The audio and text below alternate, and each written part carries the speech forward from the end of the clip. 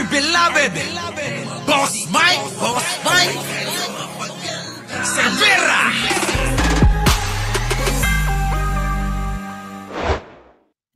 Kaso ng kidnapping at pagpatay ang naganap sa... Ito po mga kababayan, yung binibintang po kay Pangulong Bongbong Marcos, kaso ni Anson K. Hindi ordinaryong kaso ng kidnapping. Totoo po yan. Bakit po kanyo mga kababayan? Ang nangyari po rito, kinidnap itong negosyante na to. At hiningan po ng ransom mga kababayan. Unay 60 million.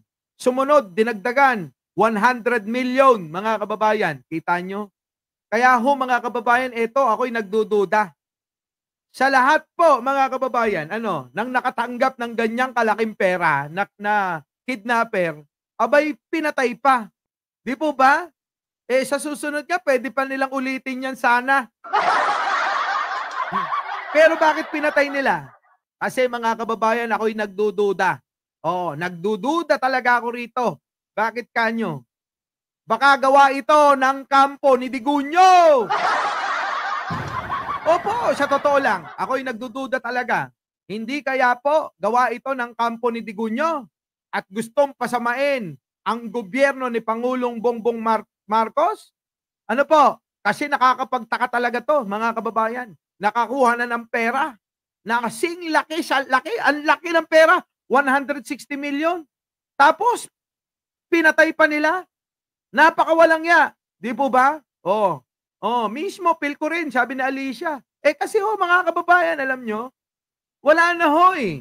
Wala na ho itong mga kababayan, kaluluwa yung gumawa nito. Hindi ho ito pera-pera.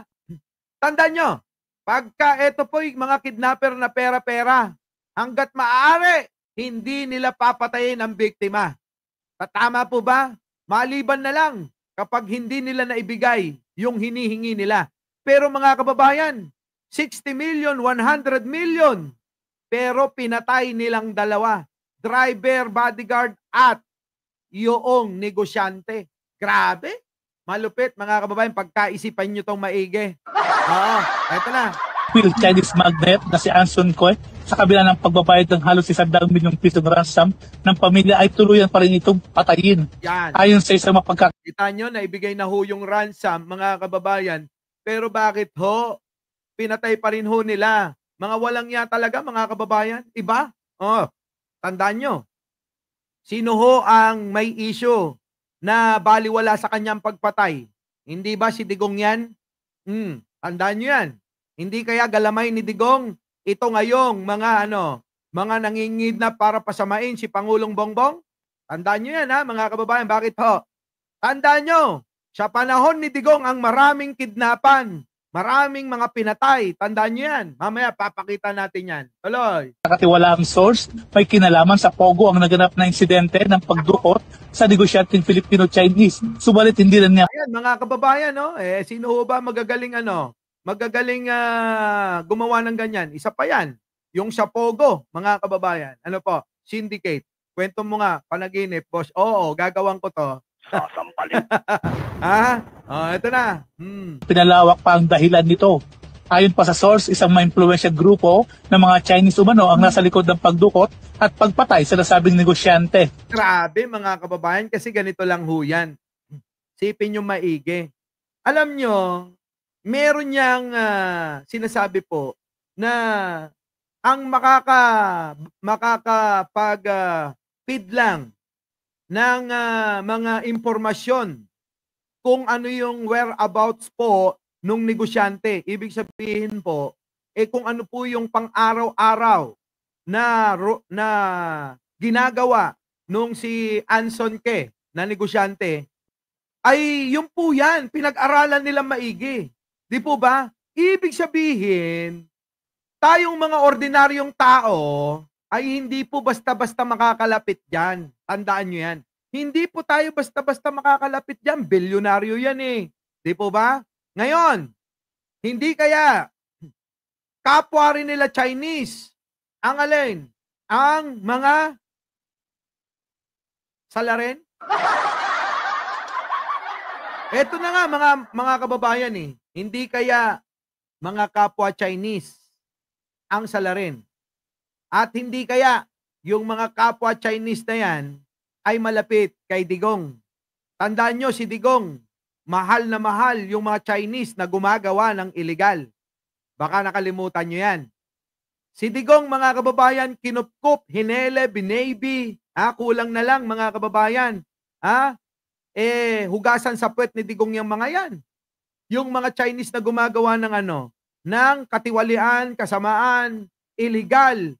Nako, mga kababayan, pagkaisipin nyo pong maigi ito dahil hindi basta-basta itong issue na to. Kasi mga kababayan, napagtanto ko, unang-una, ang grupo ni Duterte kailangan ng pera. Ikalawa po, sinabi ni Sara magbebenta na sila ng ari-arian kasi wala ng kwarta. Bakit ho?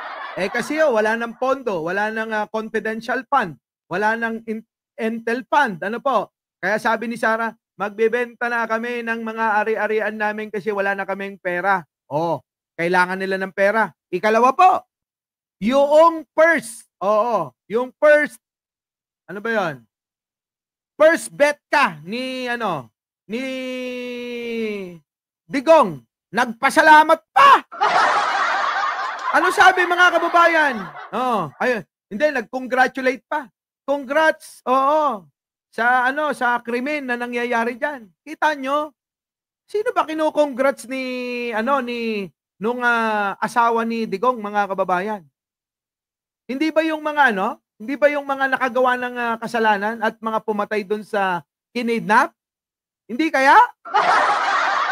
Ako nagtatanong lang at gumagana lang yung aking mga kababayan mga itong medyo yung aking isip malikot naglikot-likot ba hanggang naisip ko nagawa yata ni Duterte yan. Katingin nyo mga kababayan, tandaan nyo yan ang mga Duterte lang po ang may lakas ng loob pumatay ng kapwa-tao. Samantala, nagtatagda ng Special Investigation Task Group ang PNP na siyang tututok sa pamamaslang sa negosyanteng Filipino-Chinese na nauna ng dinukot at natagpuang patay kahapon sa Rodriguez Rizal. Ayon kay PNP Public Information Office Chief Police Brigadier General Jean Fajardo, ang SITG ay pamumunuan ni PNP Directorial Staff Police Lieutenant General Edgar Alan Ocubo at Criminal Investigation and Detection Group Director Police Major General Nicolas Torre III. Kita nyo mga kababayan, may aksyon agad ang gobyerno ni Pangulong Bongbong Marcos. Pinatawag lahat ng Department of Justice sa utos ni Pangulong Bongbong Marcos na aksyonan ito. Pinatawag ang PNP, NBI, lahat mga kababayan para gumawa ng task force. Para sugpuin itong mga ito. Nako mga kababayan, ako nagdududa rito, Sherokan Saki. Ako nagdududa. Baka mamaya ang dulo na naman neto ang kampo ni Digong. Oo. Ako mga kababayan. Sana wag naman. Ano po? Sana wag naman. Kasi kotang-kota na sa paggawa ng masama itong mga Duterte. Patayan rito, patayan dun. Di po ba? Bigyan ko kayo ng sample mga kababayan. Baka sabihin nyo sinungaling ako Pati yung mga moske, pinagsusunog niyan Gawa ni Duterte! Ayan, mga kababayan pakinggan nyo po yan. Nako, burahin ko lang yung ilan din Nako po, ito pa. Yan. Alin pa, Boss Mike, buburahin mo dyan. Ito, yan. Tingnan nyo to sample po ito Ngunit ano ang ginawa ni Duterte?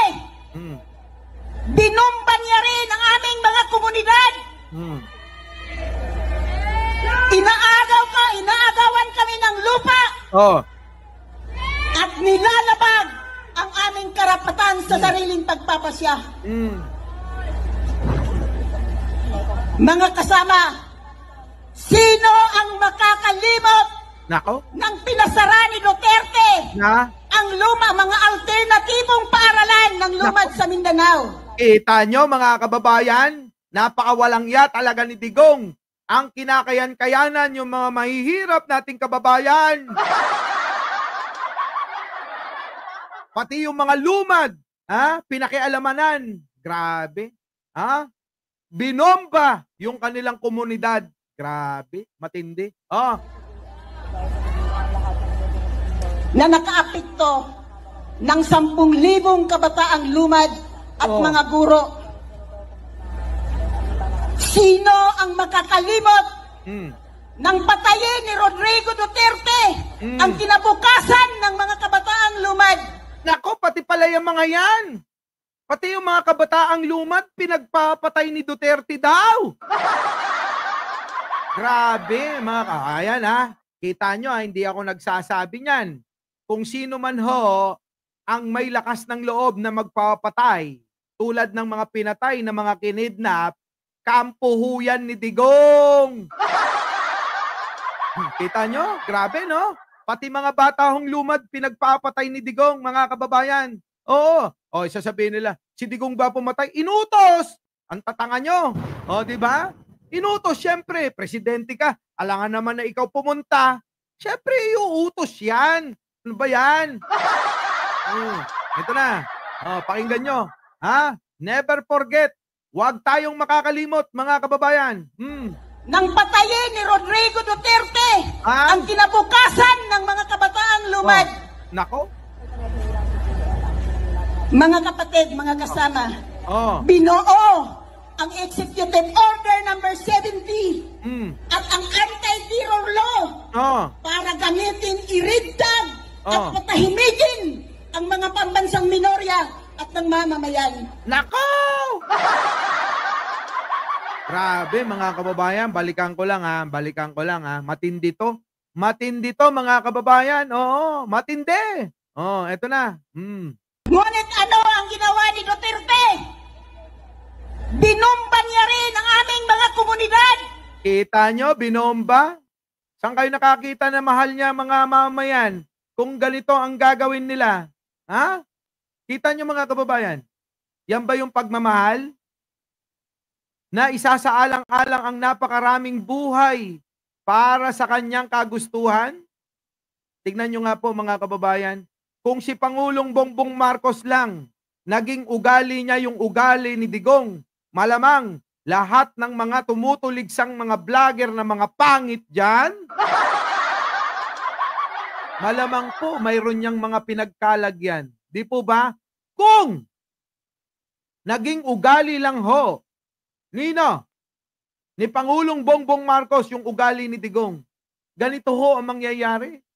Baliktad nga po eh.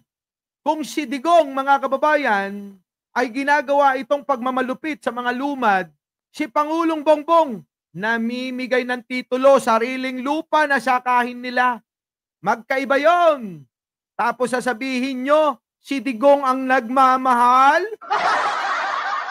Hindi ho totoo yan.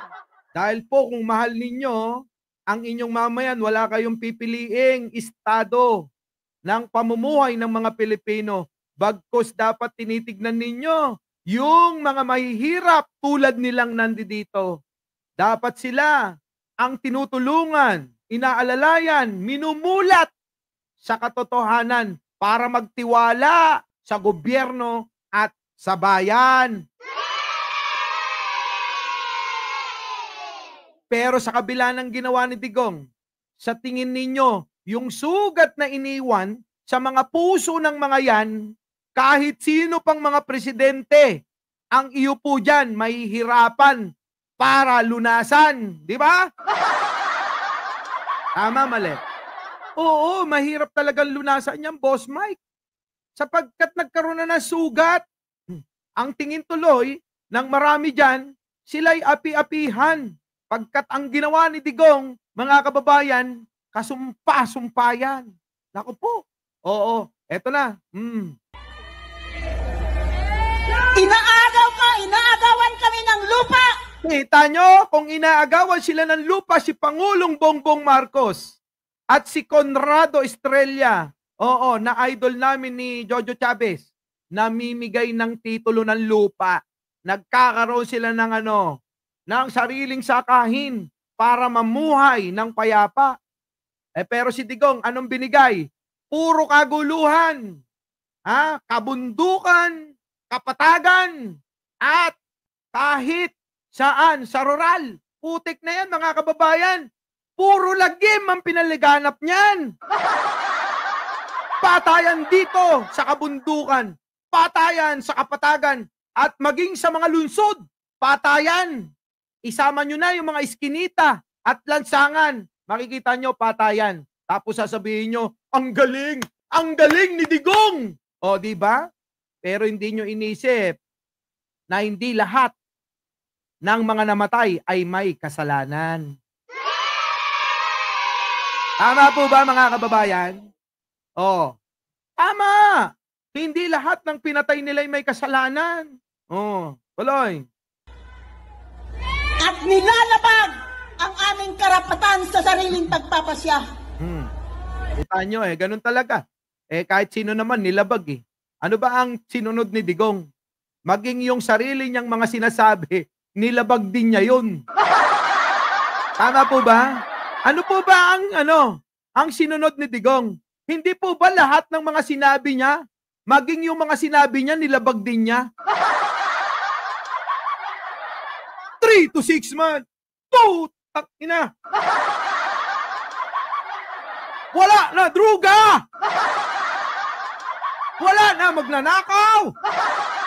Puta, ganun yung mga balat ni Digong nun, di ba? Ang dami-dami niya rin paandar. Tanong ko sa inyo, sa lahat ng mga sinabi niya, nasunod ba?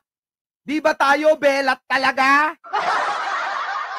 Belat na lang tayo Ano sabi niya nung patapos na siya sa termino niya? Sa dami ng kanyang mga pinangako. Mga kababayan, biglang sabi niya, nung ilang buwan na lang siya, aalis sa Malacanang. Sorry, hindi pala kaya ng 3 to 6 months. O, di ba? Sabi niya yon.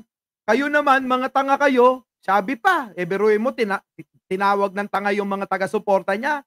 Mga tanga kayo, yung sinabi ko, mag-jetski ako, para sa eleksyon lang yun. Di mo ba, mga kababayan? Grabe, no? Tuloy. Mga kasama, sino ang makakalimot ng pinasara ni Duterte ang mga alternatibong paaralan ng lumad sa Mindanao? Kita nyo, ang daming pinasara, mga kababayan, pati eskwelahan, pati mga kabataan, para matakot yung mga komunidad nila, pinagpapatay yung mga kabataan, mga kababayan, na dapat maging pag-asa ng bayan. Pero kay Digong, wala yan. Bata, matanda, oo, may ipin o wala. Kapag ka nagalit si Digong at ayaw nyo ng kanyang gusto, patay. Na nakaapekto ng 10,000 kabataang lumad at mga guro. Sino ang makakalimot ng patayin ni Rodrigo Duterte ang kinabukasan ng mga kabataang lumad?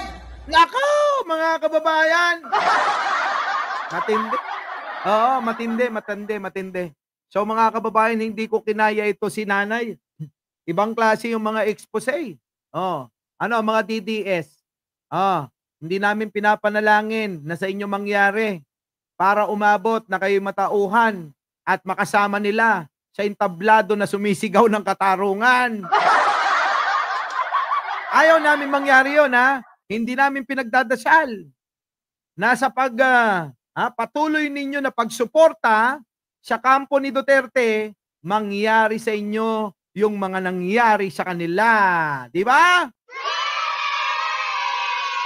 Isa pa yan, oo. Tinuturo, Jane Wanson, yung pagbomba dyan.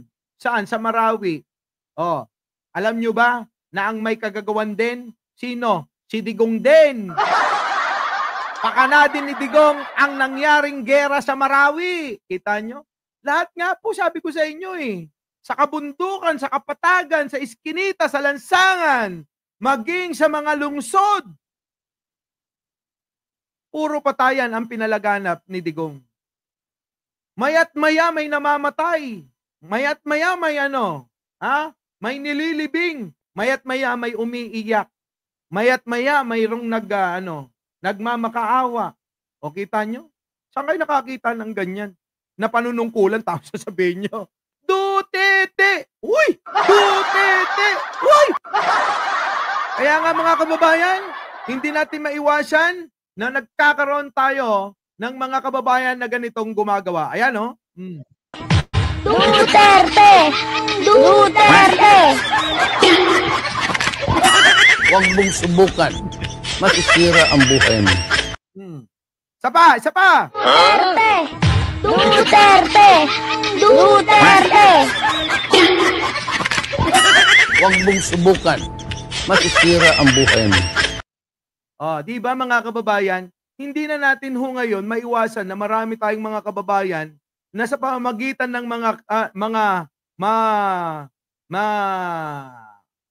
magaling sa mag-create yung pagiging galing nila sa paglikha ng mga ganito, mga kababayan, dito nila nilalabas yung pagtuligsa nila kay Duterte.